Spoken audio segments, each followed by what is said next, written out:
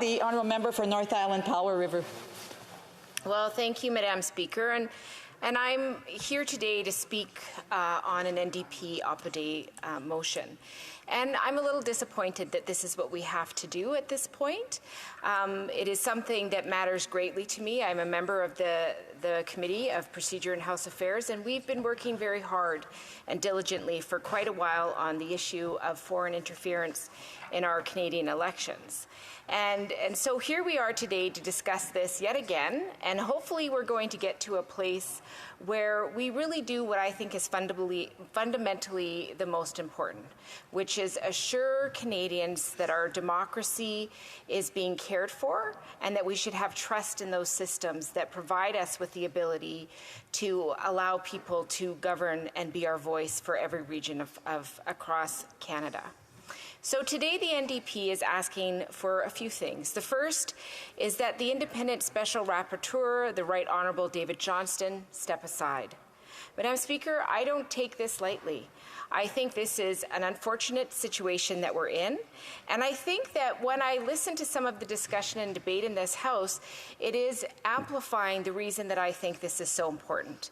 The discussion is becoming about whether or not this human being is a good person or not a good person, when really the focus should be, do Canadians have trust in our democratic institutions?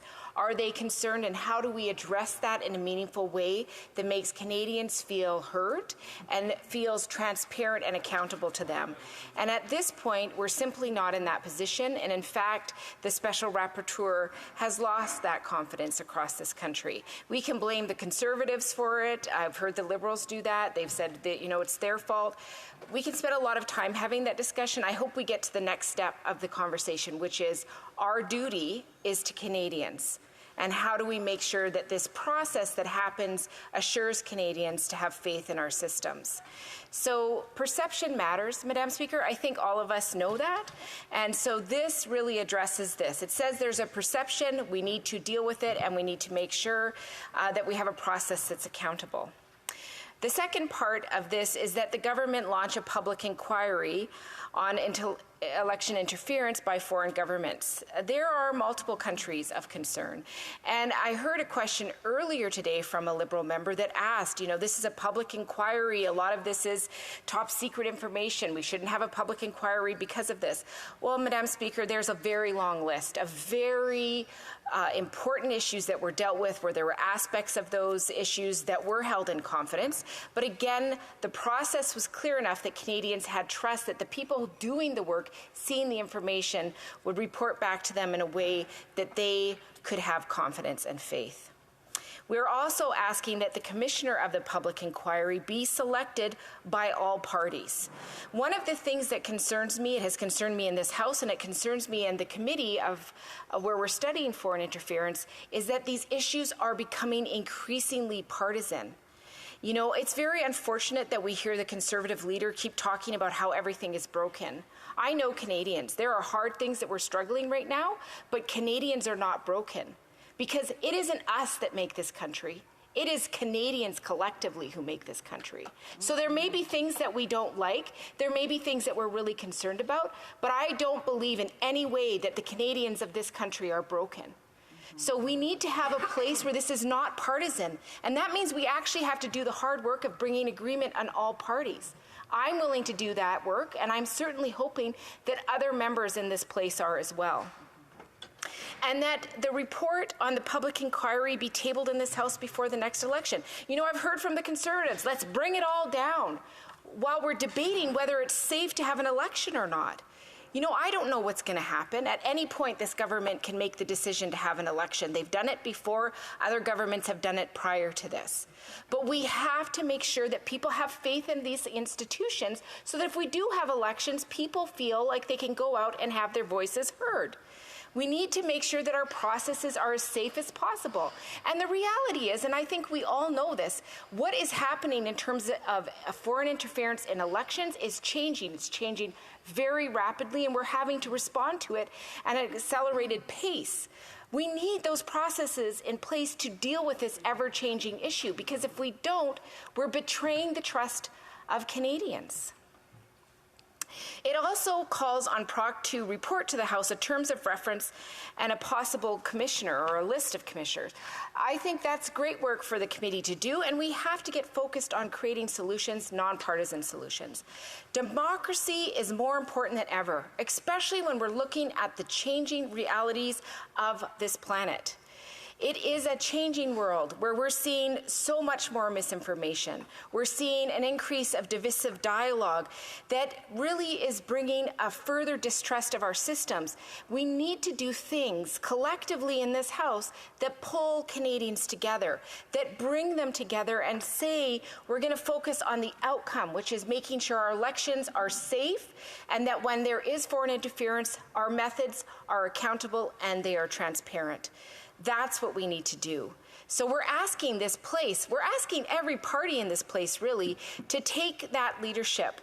And that is what we need to see. Canadians need to see collective leadership, a focus on bringing us together and creating solutions. And I believe it can only be done through a public inquiry.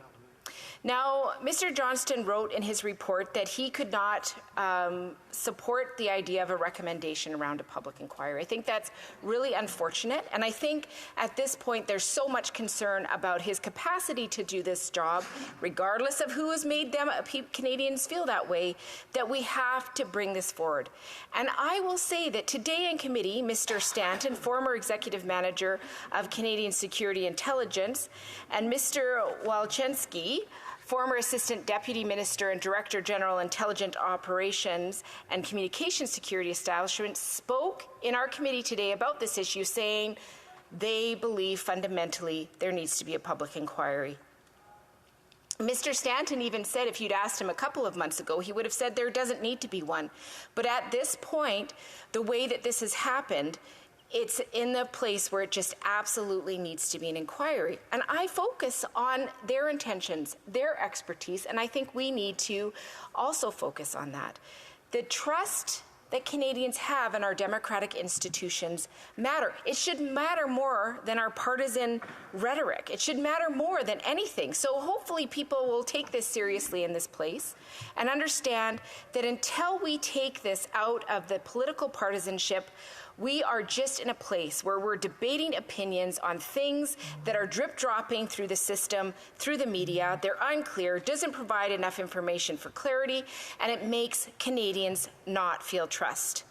So we've been studying this issue, and I can tell you, Madam Speaker, that I've heard very clearly one of the things we need to do is update our legislation. We need a higher level of accountability, particularly in the role of the National Security and Intelligence Advisory. Because what we've heard, and was in that report as well, is information was shared with different ministries and nobody knew how to open the email, and so nothing got dealt with. We need more accountability so things don't get lost. You know, it was quite shocking to read in Mr. Johnston's report, well, if somebody's sick that day and they don't bring the binder to the appropriate person, that can't be our system. Our system cannot hope that somebody knows the password or somebody remembers to bring a binder. This is serious. This is about national security. It's about foreign interference in our elections. We need to have a better system to let MPs know if they are being targeted by a foreign entity. You know, we have a point of privilege too now that is talking about this information. What we know is the system is simply not working, so we need to see that fixed.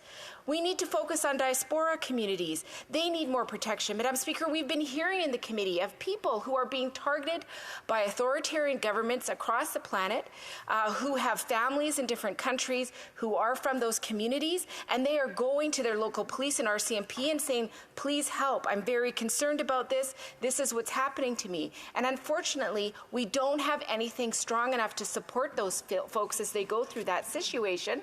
And often they have a file number and nobody ever gets back to them. So that tells us the system is broken, it's not working. Canada's not broken. The people of Canada are not broken, but we do have systems with significant challenges that we need to address. Or we look at things like disinformation. We know, for example, a part of the country or the world that I've been watching is Finland, who's doing a lot of education, not only in elementary and middle school and high school, but all into college, university. Even if you're learning how to be a carpenter, you're also learning how to develop your critical mind and understand what disinformation. They have kids making fake videos so that they can show just how realistic they look. There are some amazing things out there that could really provide guidance for us. This is why we have put forward this motion, because we care about Canada, we care about the systems, and we care that Canadians have trust in our democratic institutions, Madam Speaker. So I hope that everybody will support this. It's certainly time for that to happen. Thank you.